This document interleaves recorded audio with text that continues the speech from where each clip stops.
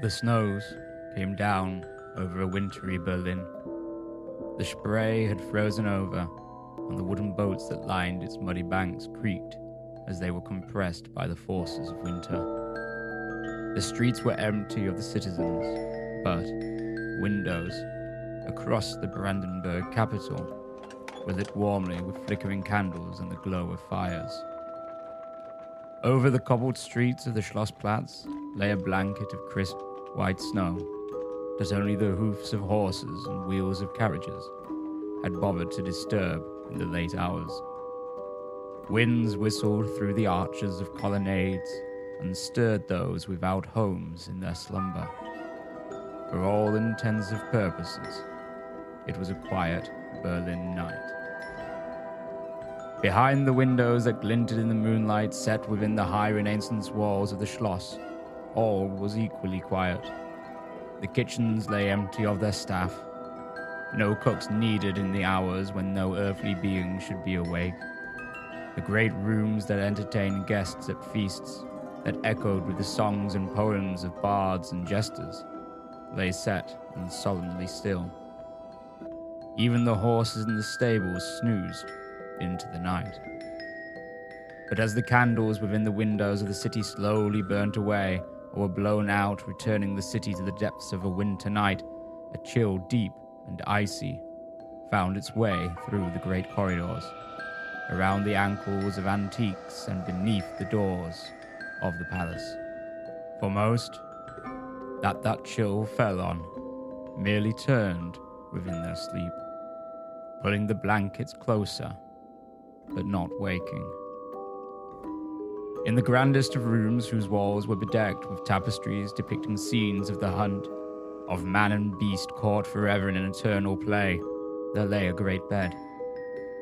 Carved of the greatest oaks of Brandenburg, its posts rose high within the vaulted room, from which a canopy of the finest material hung. Within the bed there slept a man. A large man whose belly rose high within the sheets and whose head was depressed low within the pillow. His face white from winter, had eyes deep set, shut and close together, frowned over by thick, dark eyebrows that twitched as he slept, and surrounding his mouth, that he so often liked to stuff full, was a small beard of black hair. In the night, he was restless. Whilst others dreamed deep, he kicked his body about the bed. Beads of perspiration ran down his furrowed brow as he moaned with guttural sounds that betrayed his subconscious. She watched him sleep. She felt no point in disturbing his mind's own self-torture. There was certainly a satisfaction to watching him squirm as he slumbered. Across the room she moved without a sound, the chill wind lapping from her waxen-like legs. To the pole she moved, watching as the fat man before her became more agitated with every step that brought her closer to him. Still, his eyes did not open, but hers remained transfixed in a stare that cut the night as if it were the blade of a knife. It was a gaze that came from eyes that burned with a merry anger.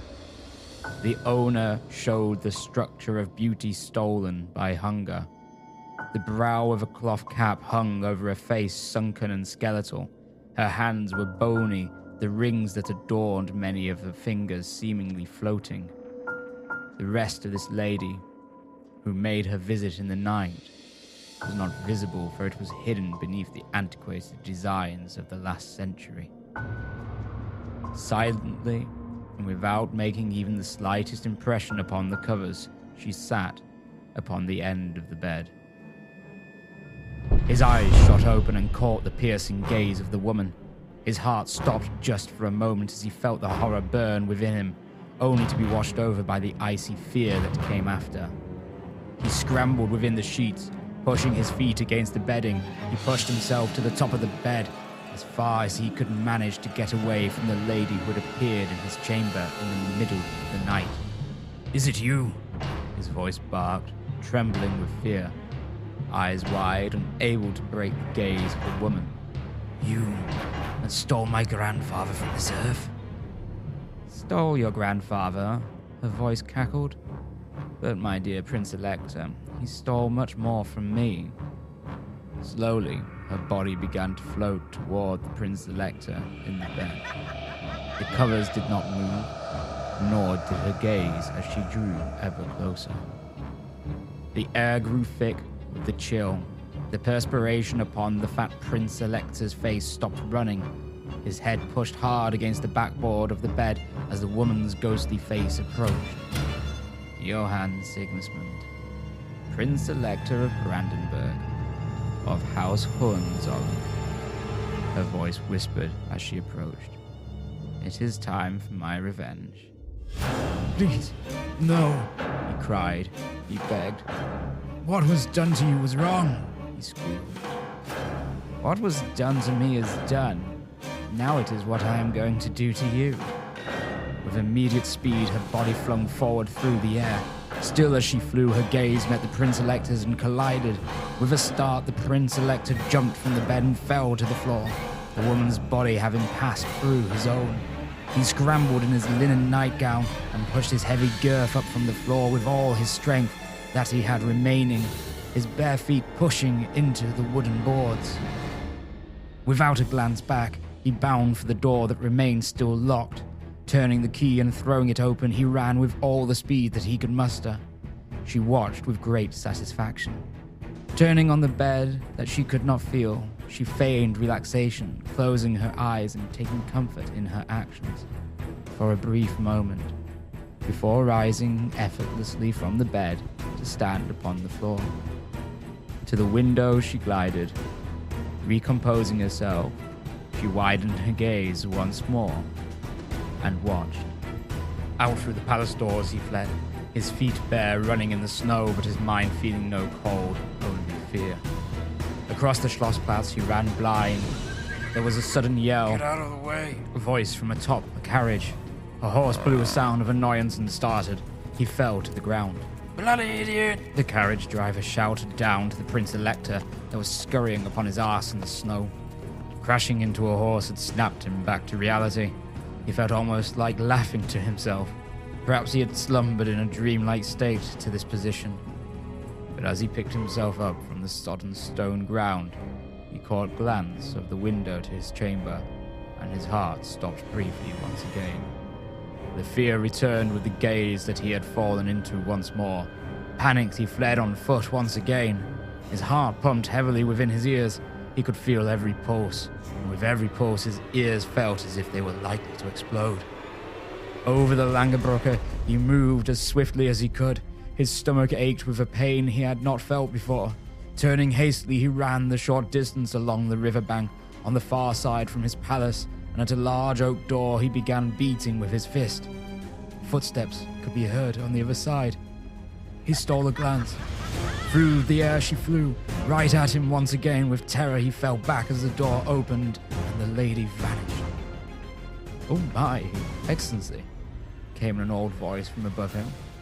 "Freitag, take me into the warmth of your home."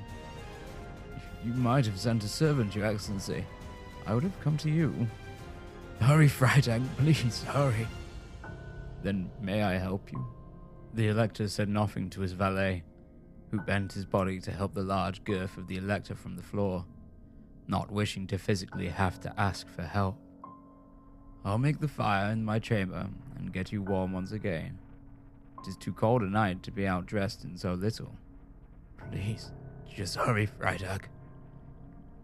To the chamber of Anton Freitag, the Elector's valet and the Elector himself moved, the Elector pale and shivering. Freitag made the fire, and soon the warmth of its embers began to fill the room. "Stay in the room, Freitag. I saw her." "Saw who, my lord?" "Anna." "You saw her, did you?" Freitag puzzled. Did you not? When you opened the door for me, she flew with haste and pierced my body." "I cannot say that I did. But you do mean Anna Sido?" "I do, Freitag. Alas, I do. The woman who stole my grandfather. I mean not to question, But your grandfather was a man of advanced years. 71, if I remember. You, my lord, are young at 47. I know. But she appeared before him on his last night as she has appeared before me this evening. I should not worry, my lord. You are no longer in the Schloss, but in the safety of my home, that I have filled with warmth. I will do as you ask, and stay in the room. Freitag watched his master with bemusement. Johann Sigismund, scared by an apparition, the great man who managed to bring Brandenburg and Prussia together, was trembling in his valet's bed. Freitag stayed awake and watched as the fear depleted the energy of the Elector, and he fell into a restless slumber. But, as the hours ticked by, Freitag's own eyes grew heavy, and he fell into sleep. When the sun of the new day rose over the wintry cityscape of Berlin, only small embers burnt in the grate of the fire. A whistle of a wind blew through the crack in a window and snapped Freitag from where he slumbered upon the floor. Remembering the previous night with a start, he rose. There, still within the bed, lay the Prince Elector. Freitag approached. With shock resting upon the gaunt face, wide-eyed and pale, Freitag realized that it was not only the fire that was cold, for in the night the fear of the Elector had been realized. He had been stolen from this world by Anna Ziddo. Achtung, Achtung. Hier ist die Sendestelle im Worthaus. Meine Damen und Herren. Welcome to the Achtung History Podcast, presented by Simon J. James and produced by the BerlinTourGuide.com. This week, the Haunting of House Hohenzollern.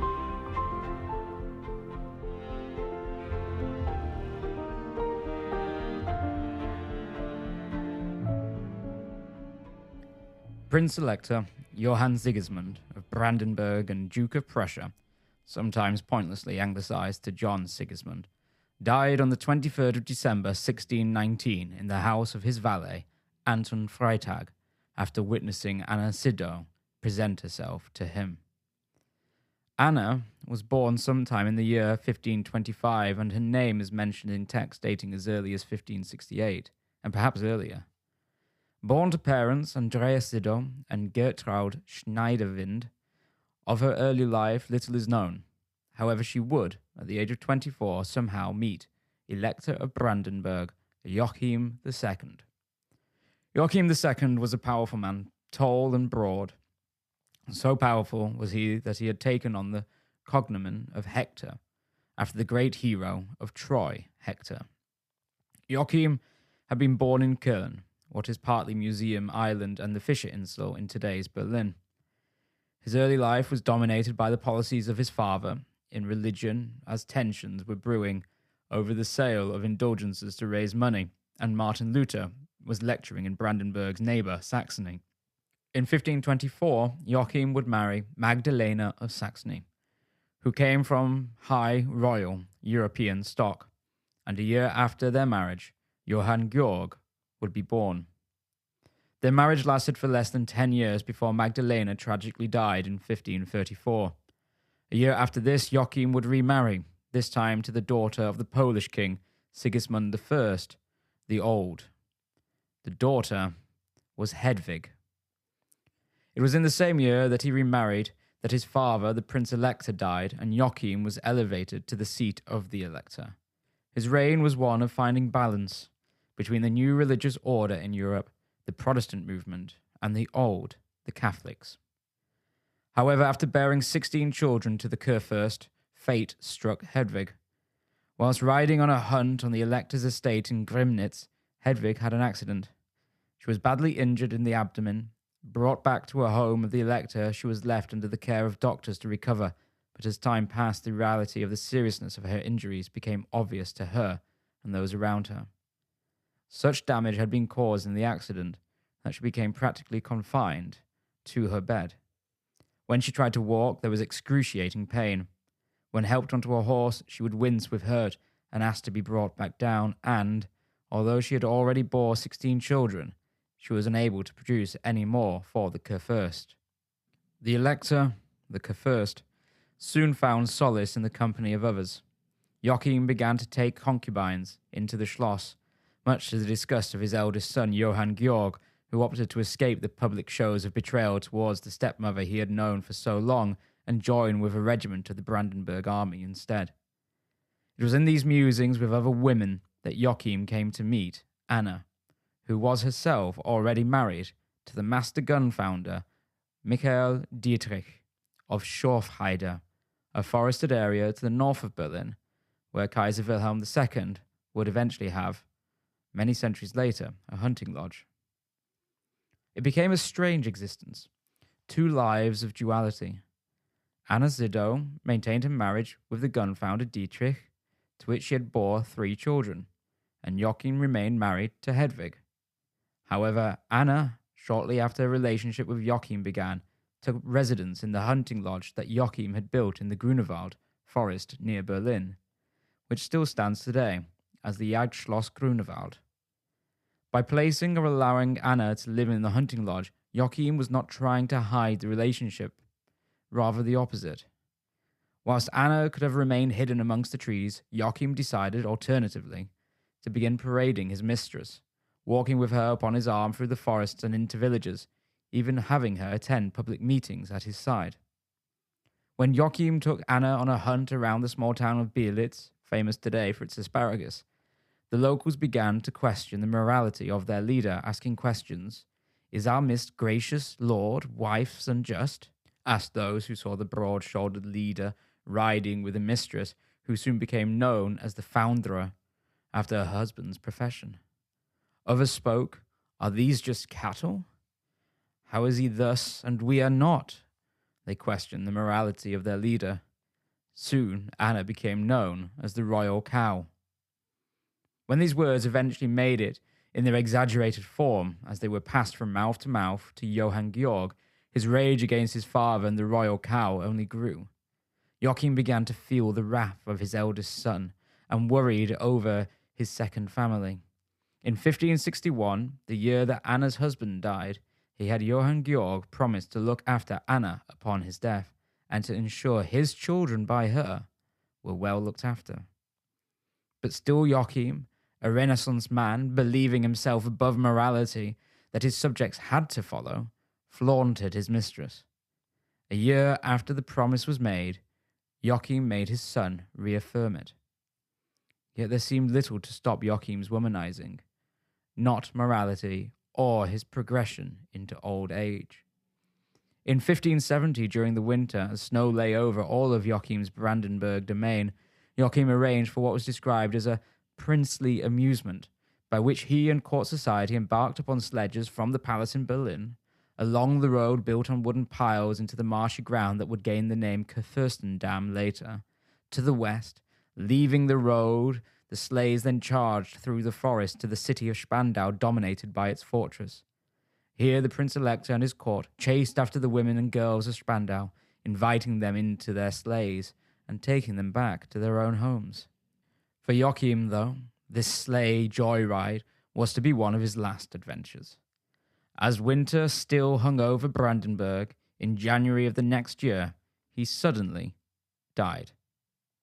With his death, Johann Georg was called upon to succeed his father, and he wasted little time dispensing with the cows who'd taken residency within the royal homes. Whilst most of the consorts were thrown out for the woman who had been the favourite of his father, despite the promises made to his father, he carried a special rage. Immediately upon hearing the news of his father's death, he put to action his plans of revenge. He ordered the soldiers now under his command to find and arrest the woman, Anna Zidow, to take her and throw her into the citadel. In the great red brick citadel of Spandau, she was caged. The Julius-Turm became her home, an almost windowless tower that rises 44 meters over its surroundings, with walls over 3 meters thick. She was stolen from her children, who were not allowed to visit. Her food was rationed and little. In the winters she shivered and cold, in the summers little changed with the depth of the walls. The early days of weeping in the dark and starving soon passed into weeks, months, and years. Her resolve to withstand the solitary cruelty faded, and with it her health. 4 years passed, and in 1575, Anna Sidow died. With Anna's death, Johann Georg allowed the memory of the mistress of his father to wither and die with her. Satisfied that he had got his revenge on behalf of his stepmother and family, whom his father, he felt, had so illy treated with his flings. That was until the first day of the new year, in 1598. As Johann Georg rested in the apartments of the Schloss in Köln, Anna made her first post-mortem appearance. Gliding to the rooms of the Elector, she gave the 72-year-old ruler a start. The Elector was found quivering in the corner by his staff. Despite his doctor's best efforts, there seemed no cure for the ailment that the Elector seemed to have contracted. Quivering and feverish, he remained in his bed until on the evening of the 8th of January, he fell from consciousness, never to recover. In her years within the Julius term, she, in her mutterings, had decried vengeance upon Johann Georg for her imprisonment, but she cried a deeper revenge on his descendants for his stealing of her children from her. With the death of Johann Sigismund, almost 21 years later attributed to the witnessing of the apparition of Anna Sidow in white, the haunting of the Hohenzollern dynasty became a common knowledge and a common fear within the descendants. It was a further 21 years before she was known to strike again. This time in 1649, she stole Wilhelm Heinrich, the firstborn son of the Elector Friedrich Wilhelm, just a year into the child's life. In 1660, the mother of Friedrich Wilhelm reported to her staff that she had seen a ghost of a white lady in her palace in which she resided in Thuringen. By the morning of the day after, the 26th of April 1660, she also had passed. In the Elector Friedrich Wilhelm, commonly known as the Great Elector, Anna Sidow had found a special haunt. Perhaps it was because this man had become known as the Great Elector. At the grand staircase of the Berlin Schloss, she appeared on the top step before the confidant of the Great Elector, Conrad von Bergsdorf. Von Bergsdorf, upon realizing the identity of the apparition before him, stared the white lady in the eye and screamed with all his might, so that his voice echoed amongst the corridors and rooms of the Schloss. "You sacramental whore! Have you not drunk enough royal blood? Do you want more?" In an instant, Conrad von Bergsdorf found her hand upon his collar. With an effortless heave, his body suddenly was thrown through the air and down the staircase of the Schloss. Not longer after she appeared, laughing and smiling, before Sophia Dorothea, the second wife of the Great Elector. The date was the 28th of April, 1688. The day after, the Great Elector was dead. In 1701, Berlin became the capital of the Kingdom of Prussia. The Elector was elevated to king, and a redesign was proposed for the Berlin Palace. In the works undertaken to turn the Renaissance Palace into one fit for a new kingdom, the old palace was torn down, its foundations dug up, and during the course of this excavation, a skeleton was found. Quickly people began to speculate that it was the skeleton of the woman that had haunted the old palace's halls, Anna Sidow. A funeral was arranged and a proper burial to follow. The hope that if it was the skeleton, and if it was properly laid to rest, then the spirit of the deceased would also come to rest. However, it seemed that Conrad von Bergsdorf was right. A simple burial could not put an end to Anna's bloodthirst. She, within 113 years of her own death, had claimed at least 5 victims, and she certainly was not finished. It was said that in 1740 she made the journey to the city palace in Potsdam, where King Friedrich Wilhelm I resided, bound to a wheelchair, suffering from gout. At the age of just 51, he suddenly suffered heart failure and died. The death of Friedrich Wilhelm I would be the last unexplained for quite some time. Maybe she took pity on his son Friedrich II, the great king of Prussia, who knew what it was like to have someone they loved stolen from them. In this case, it was by his own father. Maybe his successor, Friedrich Wilhelm II, was not prominent enough, but it was 100 years before she was known to appear again, this time to Friedrich Wilhelm III, the lover of peace who was drawn into war by Napoleon's hand and had managed to salvage Prussia and defeat Napoleon. He who reigned for 43 years oversaw Berlin's expansion as a center of learning and the transition into the beginning stages of industrialization. On the 1st of June 1840, in the Berlin Palace, a guard was found slumped upon the floor before the door to the king's chambers. Those who found him shook him from what was perceived to be a slumber, but upon the guard's awakening he told them that he had seen a white lady wandering the corridor searching, who turned and charged him upon seeing him. He, ghostly white, told those who had revived him that he had fainted, but quickly their concern transitioned from him onto the king. Relief was found when the king responded to the knocks upon the door, appearing fine and well. But a day later, the king could not rise from his bed, for he was struck with a fever. For 6 days the royal household worried over him. The news of the apparition had spread, and a great fear had descended. On the 7th day of the fever, the great monarch slipped from life and into death, believed to be the last victim of Anna Sido's revenge. It was not, although, her last appearance.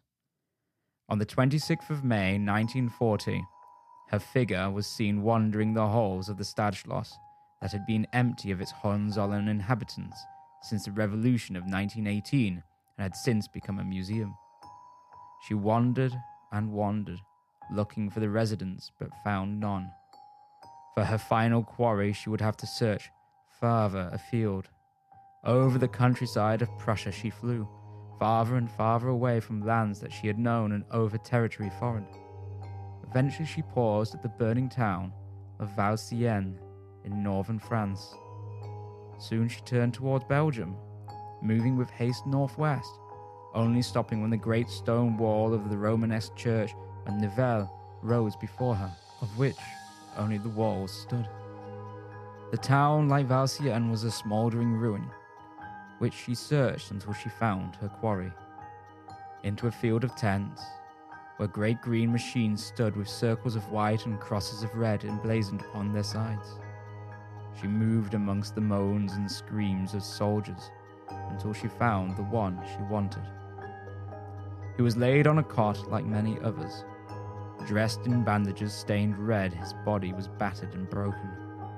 His brow wrinkled from a natural stern gaze that was replaced at this moment with a pained horror. A shredded jacket lay over his chest, the double piping and single golden gilt pip informing those around him that here lay an Oberleutnant. But to Anna Sido, who had travelled so far, here lay Wilhelm von Preußen, eldest son of Crown Prince Wilhelm, last Crown Prince of the Hohenzollern dynasty, wounded in battle. She sat before the man, this Wilhelm von Preußen, who had given up his hereditary right to the defunct throne in marrying a woman of lower standing whom he loved, who was now in great pain. She leaned forward and in a gentle touch helped the man who had broken the line of Hohenzollern for love from his mortal suffering.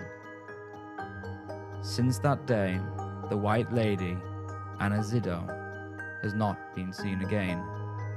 Although other tragedies have befallen the House of Hohenzollern, she, herself, has not been witnessed. But the Schloss in which she once wandered was damaged in the war and cleared in 1950. But that Schloss now has risen from the ground once more and will be soon open for the public to wander.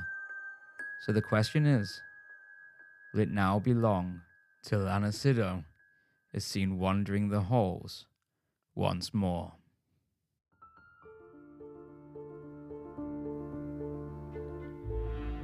Thank you for listening to the Achtung History Podcast. Written and presented by myself, Simon J. James, and produced by the BerlinTourGuide.com. This week, The Haunting of House Hohenzollern. If you wish to find out more about the podcast, visit the website at theberlintourguide.com/Achtung History. Follow on Facebook at Achtung History or on Twitter and Instagram also at Achtung History. If you wish to support the Achtung History podcast, you can do so through Patreon at patreon.com/Achtung History.